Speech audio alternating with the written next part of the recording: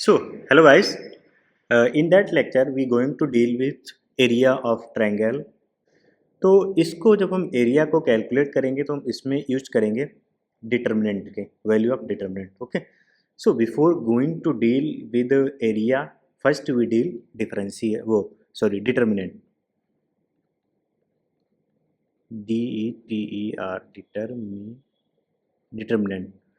तो determinant actually क्या होता है? ये डिटर्मिनेंट क्या होता है? मैट्रिक्स कोई है, उसकी एक पर्टिकुलर वैल्यू होती है. मैट्रिक्स क्या होती है? एक अरेंजमेंट ऑफ एलिमेंट, नंबर या वेरिएबल फंक्शन होता है जिसमें क्या होते हैं? एन रोज होते हैं, एम कॉलम होते हैं. तो उसको हम क्या कहते हैं? एम क्रॉस एन की मैट्रिक्स कहते हैं. ठीक है. तो इस मैट्रिक्स के करस्पॉन्डिंग हमको एक डिटर्मिनेंट मिलती है सेम ऑर्डर की. उस डिटर्मिनेंट की क्या होती है? एक वैल्यू आएगी, पर्टिकुलर वैल्यू. क्योंकि देखो मैट्रिक्स का अरेंजमेंट है तो इसकी वैल्यू नहीं है, इसमें हम अरेंजमेंट कर सकते हैं, अरेंजमेंट चेंज कर सकते हैं, सब कुछ कर सकते हैं, बट इसकी कोई पर्टिकुलर वैल्यू नहीं.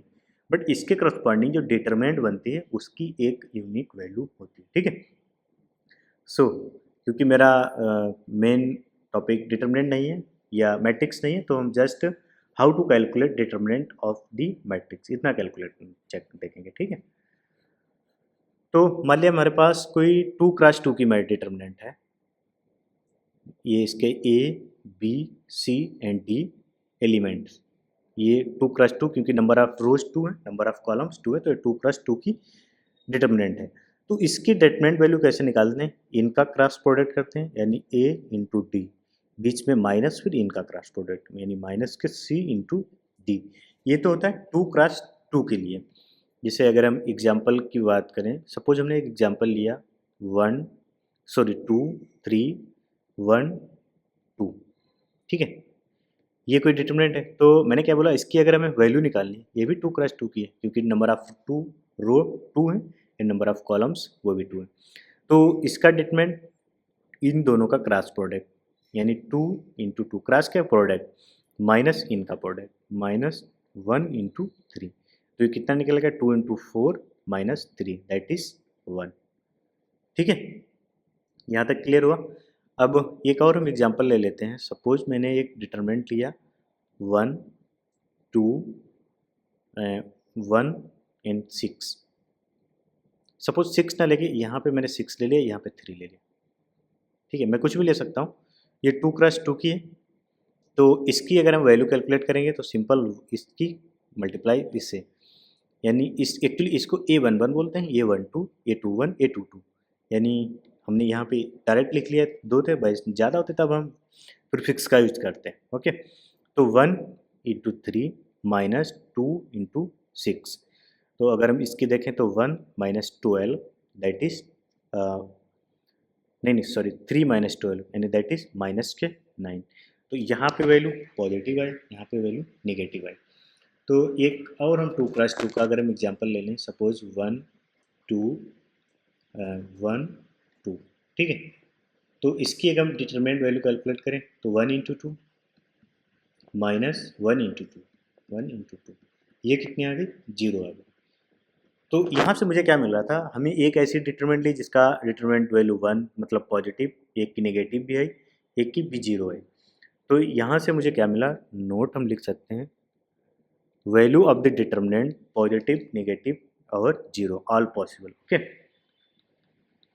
तो वैल्यू ऑफ डिटरमिनेंट इज, हमने इसको डिटरमिनेंट से डिनोट करते हैं, डिटरमिनेंट इज पॉजिटिव, नेगेटिव और 0. ओके.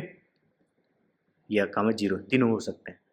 अच्छा, अगर इंट्रीज रियल हैं तो डिटरमिनेंट की वैल्यू हमेशा रियल ही होगी. ठीक है. ये तो हो गया 2x2 की बात. अगर हम 3x3 का एग्जाम्पल लेके देखते हैं.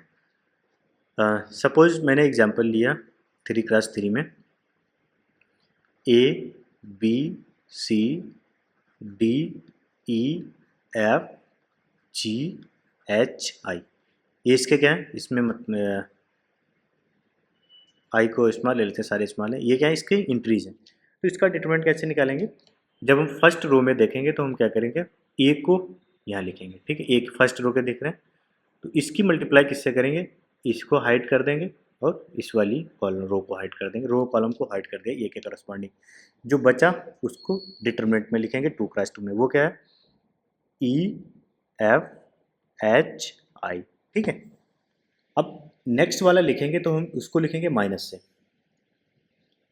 से है कितना b इंटू, अब हम इसका जब हम इसका को फैक्टर मैट्रिक्स के तो इसका ये कॉलम और ये रो हाइड कर देंगे, ठीक। तो बचा कितना D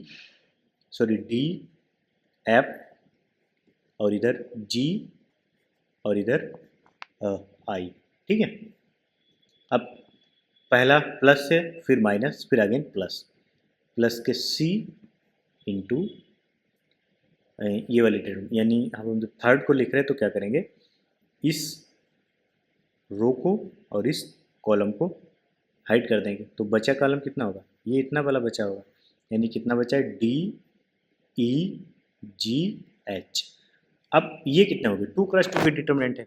जब 2x2 की डिटरमिनेंट ये तो हमें कैलकुलेट करना पता है, तो अगर हम इसको और भी एलिवेट कर दें तो आगे कितना हो गया, इसका इन दोनों का मल्टीप्लाई E इंटू आई माइनस के H इंटू एफ माइनस के V इंटू इसका D इंटू आई माइनस के G इंटू एफ प्लस के C into D into H minus के GE, ठीक है। एक एग्जांपल देख लेते हैं हम यहाँ पे, एग्जांपल से ज़्यादा समझ में आएगा जब हम पूरी एग्जैक्ट वैल्यू कैलकुलेट करके ले आएंगे। तो सपोज हमारे पास ये एक डिटर्मिनेंट है 1 -2 1 2 पॉजिटिव ले लेते हैं, ठीक है। 1 2 3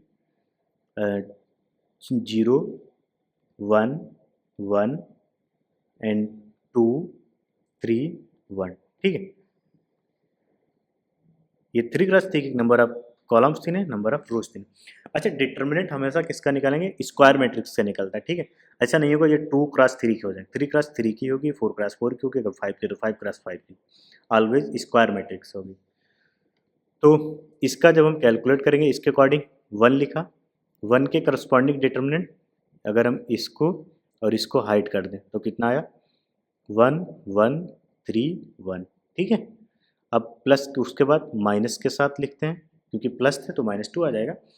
फिर मैंने किसका किया, सेकंड लिख रहे तो इसको और इसको हाइड कर देंगे, तो ब्लैक वाला हाइड हुआ तो बचा कितना 0 1 2 1, ठीक है।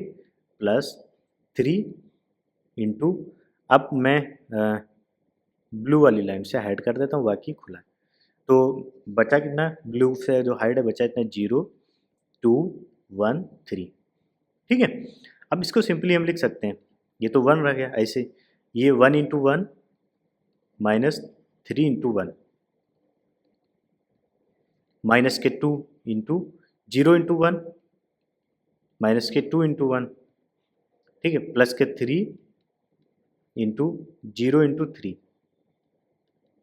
Minus 2 into 1 2 into 1। तो इसकी कैलकुलेट करेंगे तो कितना आ गया 1 इंटू -2 माइनस के 2 इंटू -2 प्लस के 3 इंटू -2, तो ये कितना आ गया -4। ये हमारा क्या होगा, इस डिटरमिनेंट के करस्पॉन्डिंग आंसर इसका कितना गया -4। ये इतना बड़ा डिटरमिनेंट लिखा तो इसकी एक वैल्यू यूनिक वैल्यू आई, वो कितनी है -4, ठीक है। तो ये तो मैंने देख लिया कि अगर मतलब हम फेस करेंगे डिटरमिनेंट को तो उसकी वैल्यू कैसे कैलकुलेट करेंगे, ठीक है। तो अब हम चलते हैं area of triangle, area of triangle, area of triangle, ठीक है। सपोज इस ट्रायंगल जो हमारे पास है, ट्रायंगल के वर्टेक्स हैं ए x1 y1, vertex v x2 y2 and c x3 y3, ये 3 वर्टेक्स हैं। तो अब हम जब एरिया लिखेंगे तो कैसे लिखेंगे, एक्चुअली एरिया होता क्या है, area of triangle, area of triangle AVC that is 1/2 into x1 y2 minus के y1 x2 प्लस के x2 y3 माइनस के x3 y2 प्लस के x3 y1 माइनस के x1 y3, ये तो एरिया होता है, ठीक है। अब हम इसको लिखते कैसे, मेन तो बात ये है ना, ये तो मैंने लिख दिया, इसको रिमेंबर कैसे रखेंगे, ठीक है।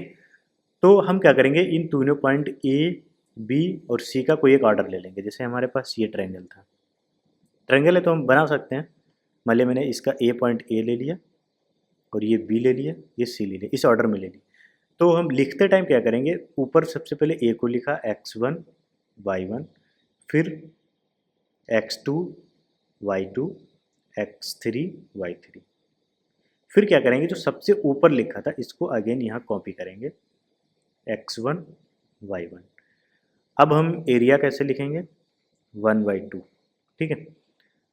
यहाँ से स्टार्ट करेंगे, इसकी मल्टीप्लाई इससे करेंगे, यानी x1/2 माइनस इन दोनों की मल्टीप्लाई करेंगे, ये इन दोनों की मल्टीप्लाई कितनी आ जाएगी, y1 x2, ठीक है। ये तो ये पहले का हो गया, प्लस साइन से ऐड करेंगे, तो इसका आप इस x2 का y3 से करेंगे, यानी x2 y3, फिर माइनस से इसका इससे करेंगे, यानी y2 x3, ठीक है, प्लस अब एक और बचा, इसकी इससे करेंगे, यानी अगर हम यहाँ पे कलर चेंज कर लें तो x3 की किससे करेंगे, y1 से, यानी x3 y1 minus y3 x1, ठीक है। समझ आ गई बात इतनी यहाँ तक। तो यही क्या होगा, एरिया ऑफ ट्रायंगल ABC का हो जाएगा। ये रहा ट्रायंगल, इसका एरिया कितना आ जाएगा, ये इतना कैलकुलेट होके आ जाएगा।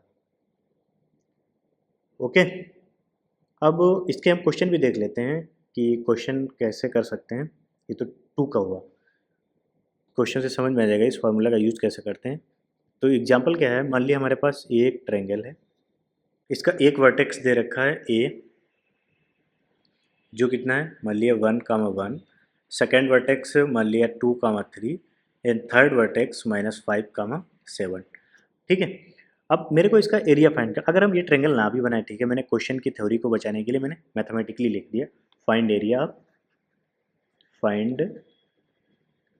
ऑफ ट्रायंगल ABC, जिसके वर्टेक्स जो ये है ना। तो फॉर्मूला तो मेरे को याद नहीं, तो मैं क्या करूँगा, 1, 1 लिखूँगा, 2, 3, -5, 7, फिर जो सबसे ऊपर लिया था उसको सबसे नीचे लिख लो। अच्छा, ऑर्डर क्या करेगा, मैटर करेगा यहाँ पे। तो 1 × 3 इसकी मल्टीप्लाई करी, एरिया इज इक्वल टू 1/2, 1 × 3, ठीक है, माइनस 2 × अब इसके ऊपर ऊपर चलेंगे इस साइड, यानी 2 × 1, एक खत्म हो गया, प्लस नेक्स्ट पे चलते हैं, नेक्स्ट पेयर इसकी इससे, यानी 2 × 7 माइनस इससे, माइनस के 3 × -5, ठीक है, प्लस अब आगे चलेंगे, ये -5 × -1 और माइनस के 1 × 7, ये तो माइनस फार्मूले वाला है, और ये -5 के साथ जो मॉड, क्योंकि एरिया तो ऑलरेडी पॉजिटिव होगा ना। तो 1 × 3 यानी 3 - 2 plus 2 × 7 that is 14, minus minus plus के 15 और प्लस माइनस के 5 -7। तो जब इसको कैलकुलेट करेंगे दैट इज 1/2, 1 प्लस के 29 माइनस के 12, and this is nothing but 18/2 that is 9 unit. Unit मैंने इसलिए लिखा, एरिया कोई भी यूनिट रहा होगा, क्वेश्चन में यूनिट लिखा भी नहीं हो सकता है। फाइंड द एरिया, ऑप्शन देंगे 9, 8, 7, 6, तो 9 वाला ऑप्शन करेक्ट होगा, ठीक है। तो इस एग्जाम्पल से ये क्लियर हुआ कि इस फॉर्मूले को लगाएंगे कैसे। ये तो ट्रायंगल के केस में हो गया। अब मान लिया अगर ट्रायंगल के अलावा कोई है, अच्छा, इसी फार्मूले को ट्रायंगल के केस में हम कैसे लिख सकते हैं, एरिया ऑफ ट्रायंगल ABC, ये किसके बराबर हम लिख सकते हैं, 1/2 इंटू डिटर्मिनेंट, डिटर्मिनेंट क्या, x1 y1 1, x2 y2 1, x3 y3 1, ठीक है। अब अगर हम इसको वेरीफाई करें तो हम पुट करके देख लेते हैं, एरिया इसका क्या सेम आएगा 1/2। तो पॉइंट हमारे वर्टेक्स क्या थे, 1, 1, 2, 3 और तीसरा वर्टेक्स कितना था -5, 7, यानी x1 कितना है 1, y1 कितना है 1 और ये 1 ऑलरेडी। x2 कितना है, ये 1 1 1 फिक्स है, ये नहीं है कि ये वाला 1 1 मैंने कॉपी किया, नहीं। x2 कितना है 2, x3 y2 कितना है 3 1 एंड x3 ओके, x2 था ना, x3 -5, y3 7 और ये 1। तो इसको कैलकुलेट कर लेते हैं। ये 1/2 तो ऐसे लिखा रहने देते हैं, मैं फर्स्ट रो के करस्पॉन्डिंग एक्सपेंड कर रहा, तो 1 तो यहाँ पे रहा और ये कितना हो गया 3 1 7 1 और ये -1 इंटू इसके करस्पॉन्डिंग कर रहा है 2 -5, ये वाले बचेंगे और ये 1 1 बचेंगे।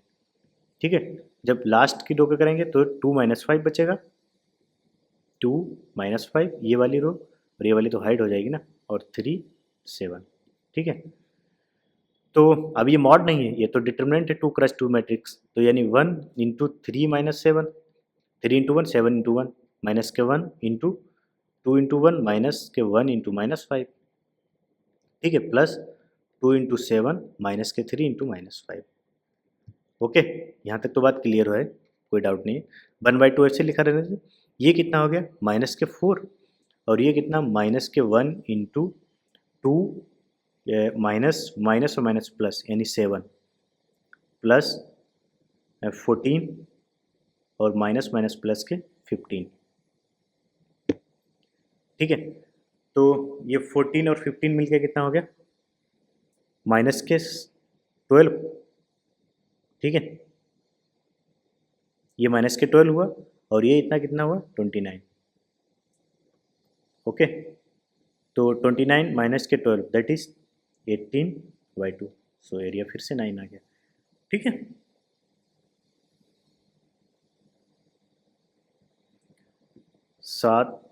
सॉरी दिट इज 11, 7 इंटू 1 है ना, तो 7 इंटू 1 माइनस के 7 माइनस के 4 माइनस के 11, तो ये कितना हो गया 18/2, फिर से एरिया कितना आ गया 2। ठीक है, तो 3x3 में तो मैंने मतलब ट्रेंगल के केस में तो मैंने ये मैट्रिक्स का यूज कर लिया, बट अगर ट्रेंगल से ऊपर जाएंगे तो मे भी मैट्रिक्स के जगह पे मैं क्या यूज करूँ, इस वाले कंटिन्यू इस वाली प्रॉपर्टी से लिखूँ, इस वाली से ऐसे n होंगे तो n तक लिखते चले जाएंगे तभी।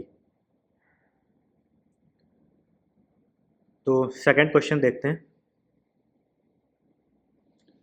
एक नोट लिख लेते हैं यहाँ पे, नोट यार आवाज वही स्टॉप।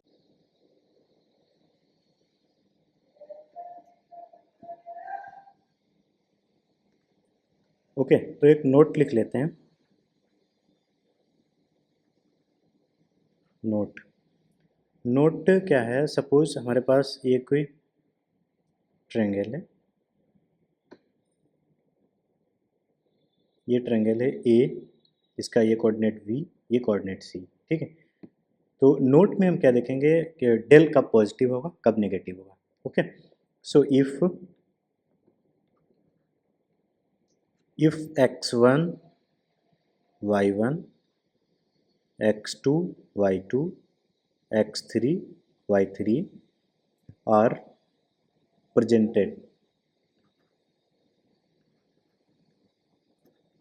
in anti-clockwise, ठीक है, order in coordinate plane.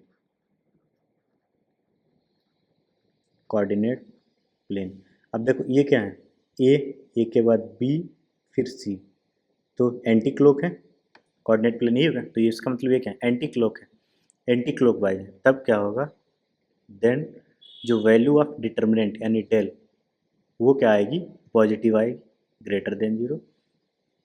And if are presented in clockwise direction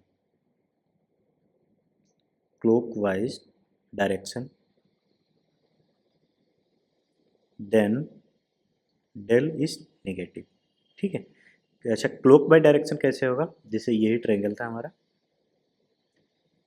मैंने इस पॉइंट को ए दिया और ये वी और ये सी। अब देखो ए टू वी, वी टू सी जब हम मूव करेंगे तो कैसे जा रहे हैं, क्लॉक वाइज जा रहे हैं घड़ी की दिशा में। तो तब इस केस में डेल क्या आएगा, लेस देन जीरो आएगा, और इस केस में डेल क्या आएगा, ग्रेटर देन जीरो। ठीक है, तो ये नोट इतनी सी बात कह रहा है। नोट 2 क्या कह रहा है, अच्छा अभी तक हमने क्या बन रहा है, ट्रेंगल बन रहा है, कुछ ना कुछ ट्रेंगल बन रहा है। देखो ना ये ट्रेंगल है तो इसका मतलब एरिया तभी तो आ रहा है, ये है तभी एरिया आ रहा है।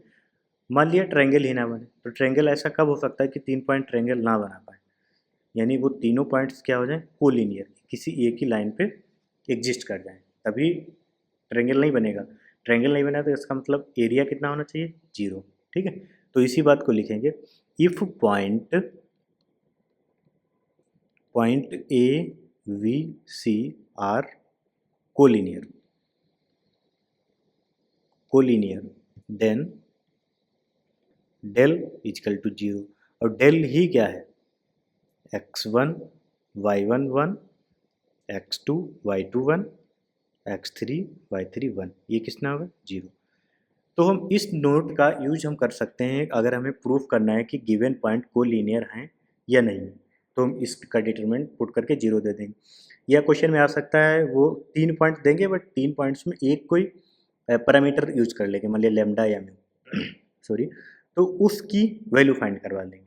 वो आपका कंडीशन लगा देंगे ये तीनों पॉइंट लीनियर को लीनियर हो तो उसके करस्पॉन्डिंग मुझे इस लेमडा की वैल्यू चाहिए, तो हम इजीली फाइंड कर सकते हैं। जैसे एग्जांपल की बात करें, एग्जाम्पल क्या कह रहा है, find the value of lambda if 2, 3, 5, -1 and lambda, 3 lambda plus 4 और कोलिनियर। ठीक है, तो कोलिनियर कब होंगे, अभी मैंने ऊपरी नोट में लिखा क्या होना चाहिए, ये डिटरमिनेंट जीरो होना चाहिए या तो एरिया जीरो हो जाए। तो मैं एरिया जीरो करूँगा, एरिया जीरो करने का मतलब क्या है, एक पॉइंट ये 2 3 और ये 5 -1 और ये lambda lambda and 3 lambda plus 4 और ये ऊपर वाला पॉइंट सबसे नीचे कॉपी कर लो 2 3। अब एरिया इजिकल टू 1/2 इंटू ये 2 इंटू 1, 2 इंटू -1 और माइनस के 5 इंटू 3, यहाँ तक तो पहला हो गया, plus 5 into 2 lambda plus 4 minus के लैम्डा माइनस माइनस प्लस और प्लस के लैम्डा इंटू 3 माइनस के 2 इंटू 3 लैम्डा प्लस 4। ठीक है, ये यहाँ तक आ गया। जब हमने इसको फर्दर सॉल्व किया, इसको क्या हो जाएगा, जीरो कोलिनियर में, यानी 1/2 तो जीरो में चला गया, 1/2 की तो खत्म। ये कितना आएगा, 13 lambda minus 4 equal to zero and from here we get lambda equal to 5/13। ठीक है, एक तो ये हो गया। दूसरा मेथड M2 से हम क्या कर सकते थे, इसकी करस्पॉन्डिंग डिटरमिनेंट लिखो, डेल।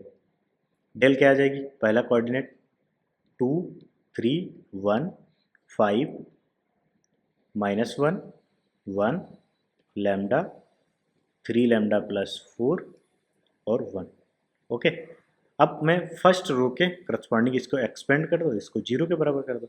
एक्सपेंड करोगे आपको एक इसी टाइप की इक्वेशन मिलेगी, वहाँ से तुम्हें लैम्डा फाइंड हो जाएगा इजीली। ठीक है, सही है ना। इसी के करस्पॉन्डिंग एक और क्वेश्चन कर लेते हैं। अब यहाँ पे मेरे को एक और बात नोटिस करनी चाहिए कि मेरे को क्या दे रखा है, कोलिनियर पॉइंट्स फाइंड करने थे, तो मैंने इस वाले फॉर्मूले का यूज करके इक्वल जीरो कर दिया। अब इसके अलावा कुछ और दे सकता है, इक्वल था तो आगे हमने प्लस माइनस लेने की जरूरत नहीं पड़ी। ठीक है, क्योंकि प्लस जीरो लिखें माइनस जीरो लिखें एक ही बात है। अब जैसे इसी क्वेश्चन को हम दूसरे क्वेश्चन के थ्रू बात समझते हैं। Find the value of lambda, lambda को फाइंड करना है if area of triangle A B C is, मान लिया 20 यूनिट स्क्वायर दे रखा है, यूनिट स्क्वायर, यानी लैम्डा की वैल्यू फाइंड करना if area of triangle A B C जितने हैं और फिर ट्रेंगल के वर्टेक्स मान लिया कितने दे रखे हैं क्वेश्चन में ही, 2, 1, ट्रेंगल के वर्टेक्स दे रखे हैं 2, 1, 3, 1 and last lambda comma lambda plus 1। ठीक है, अब मेरे को एरिया 20 दे रखा है। एरिया हमें पता है 1/2 मॉड ऑफ 2, जैसे इसको फिर से लिख लेंगे 2 1 3 1 लैम्डा लैम्डा प्लस 1, फिर से कॉपी कर दिया। तो 2 इंटू 1 ये वाला, 2 इंटू 1 माइनस के 3 into 1 plus 3 into lambda plus 1 और माइनस के लैम्डा इंटू 1 प्लस के लैम्डा इंटू 1 माइनस के 2 इंटू 1। ये किसके बराबर दे रखा है? 20 के। अब यानी इसका मतलब ये मॉड ऑफ कितना आ गया? 2 माइनस 3, ठीक है, plus 3 lambda plus 3 minus lambda और प्लस 2 माइनस के 2 लैम्डा माइनस के 2। ओके, यहाँ की बात कर रहे हैं, लास्ट वाले कोऑर्डिनेट से 2 लैम्डा, इसकी मल्टीप्लाई जैसे 2 इंटू लैम्डा ये हो गए और इसकी इससे होगी, तो ये यहाँ पे मिस्टेक कर दिया मैंने। ये कितना होगा? 2 इंटू लैम्डा प्लस 1। ठीक है, तो ये यहाँ से आ गया और ये किसके बराबर है? ये 2 इससे मल्टीप्लाई होगा 14 के। अब मॉड है तो हम इसको मॉड ऐसे नहीं डायरेक्ट इक्वल 14 लिख लेंगे। मॉड है तो इसका मतलब हम क्या करेंगे? मॉड को हटाएंगे, तो यानी ये एक बार और फाइंड करें तो ये कितना आ गया? लैम्डा ही आ जाएगा, दैट इज इक्वल टू 14। अब लैम्डा इक्वल टू कितना आ गया? Plus minus 14। यानी लैम्डा अगर 40 हो तब भी हमारी वैल्यू एरिया ऑफ ट्रायंगल 20 आएगा, अगर लैम्डा की वैल्यू -40 हो तब भी एरिया कितना आएगा? 20 आएगा। ठीक है, समझ आ रही बात? ये तो हमने इस मतलब इसका यूज कैसे करवा सकते हैं एरिया ऑफ ट्रायंगल का या कोलिनियरिटी का। ठीक है, तो इसके बाद हम एक और नोट लिखते हैं। नोट नोट में क्या किया मैंने, कोई मान लिया हेक्सो मतलब एन गॉन ले लिया, ठीक है, जिसकी एन साइड्स हैं, इस टाइप से मैंने कोई लिया। ठीक है, ये ऐसे ऐसे ऐसे करके एन है, इससे ऐसे मैच हो रहा। मान लिया ये A1 है, ये A2 है, ये A3 है, ये वाला A4 वर्टेक्स है, ये वर्टेक्स ही है ना, ये 5 है और ये क्या है? ये 6, ये मान लिया ये 7 है। ऐसे ऐसे डायड्रेस में यहीं से बना देता हूँ क्योंकि थोड़ा साफ भी दिखेगा। ये एक ऐसे होगा, यहाँ से ऐसे ऐसे करके ये ऐसे मैच होगा इससे भी। ठीक है, तो ये वाला यहाँ पे ये वाला कितना हो गया? AN होगा लास्ट में। समझ गए बात? तो ये N है, इसमें N वर्टेक्स है, तो इस बात को लिख लेते हैं, let A1 A2 A3 AN is A1 A2 A3 AN is polygon. ठीक है, पॉलीगॉन, सॉरी हेक्सागॉन नहीं, एक्चुअली पॉलीगॉन, एन गॉन को भी तो पॉलीगॉन बोलते हैं। Polygon with vertex in order, is order जरूरी है, A1 A2 A3 AN। ठीक है, इतने हैं। और A1 के क्या, इसके कोऑर्डिनेट क्या हैं? x1 y1, A2 इसके क्या हैं? x2 y2, ऐसे AN के कितने? xn yn, एस कोऑर्डिनेट है। ठीक है, then area of this polygon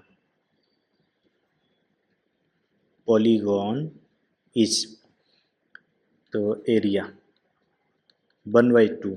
अब यहाँ पे तो भाई पहला A1 वो क्या है? x1 y1, दूसरा x2 y2, तीसरा x3 y3, ऐसे ऐसे ऊपर, इसके ऊपर क्या होगा?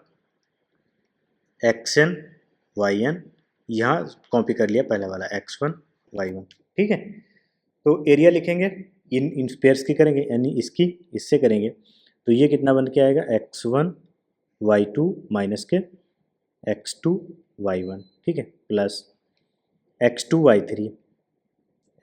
y3 माइनस के x3 y2 plus dash dash चलेगा xn -1 yn।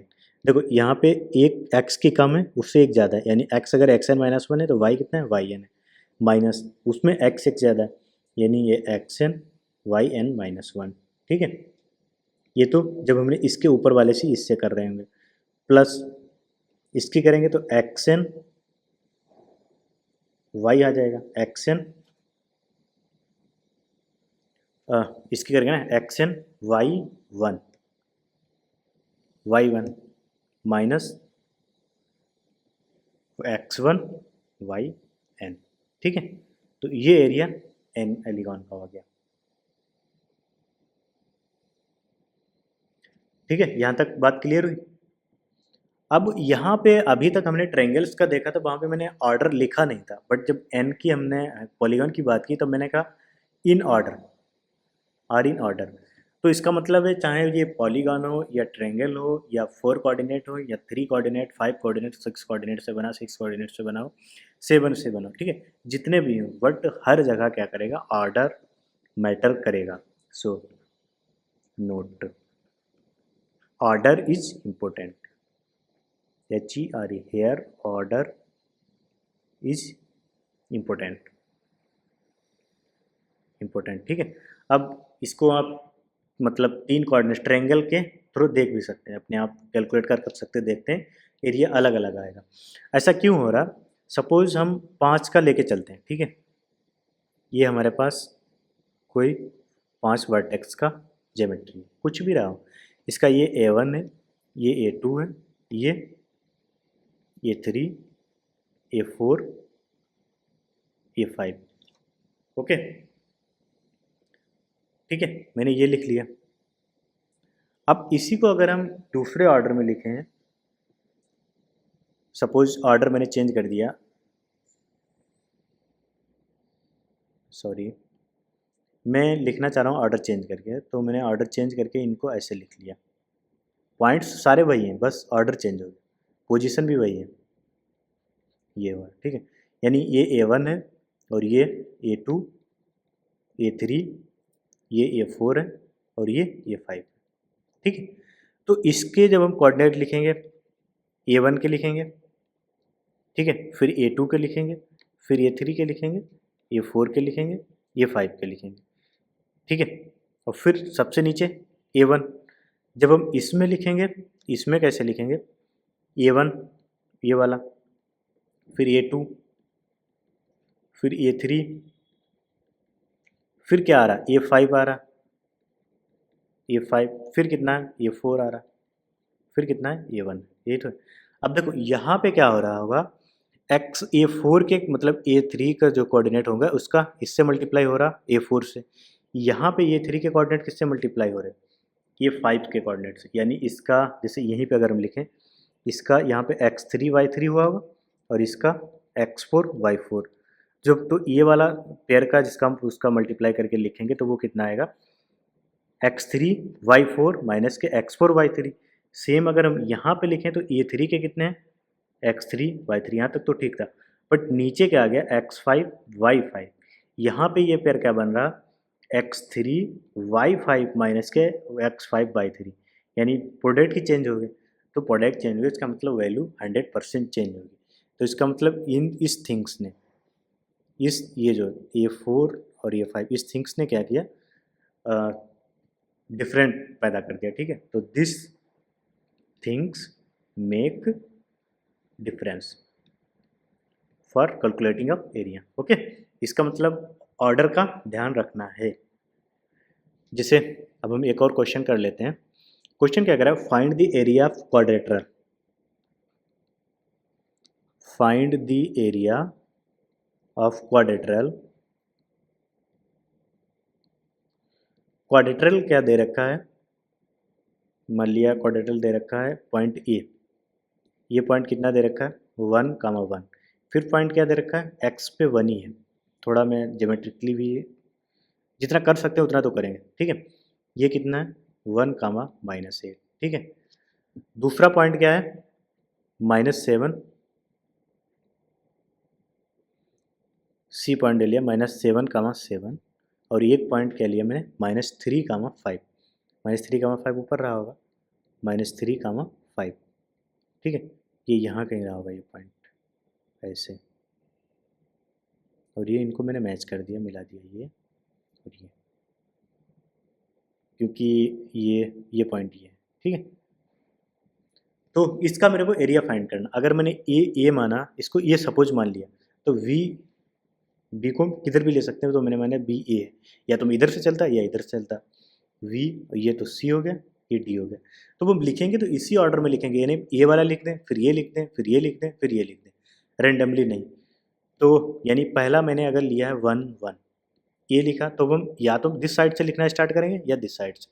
तो अगर हम इधर से जा रहे हैं तो हम लिखेंगे फिर वी कोऑर्डिनेट, दैट इज -3, 5। फिर ये नहीं, अब हम इसके बाद ये वाला लिख दें, नहीं, इस बी के बाद सी ही आएगा, -7, 7, एंड देन 1, -8, और लास्ट में जो हमने सबसे टॉप पे लिखा था उसको नीचे कॉपी कर लेते हैं, 1, 1। तो एरिया कितना हो जाएगा, 1/2 तो रहेगा, इनका प्रोडक्ट 1 इंटू 5 -3 इंटू 1, ठीक है, ये तो पहला पेयर हो गया, प्लस दूसरा -3 इंटू 7 ये वाला, ठीक है, और -7 इंटू 5, ठीक है, प्लस ये वाला -7 इंटू -8 -1 इंटू 7, ये इंटू में एक्चुअली थोड़ा बड़ा लग रहा है, माइनस लगने लग रहा है, प्लस इसका करेंगे 1 इंटू 1 -1 इंटू -8, ठीक है। जब हम इसको सॉल्व करेंगे तब हमें एरिया कितना मिल जाएगा, 68, ये कैलकुलेट कर लेना। So thank you so much guys, यहाँ तक हमने अप्रॉक्सीमेट बेसिक सारा देख लिया। अब in next lecture we going to start our main chapter, that is straight line. Thank you.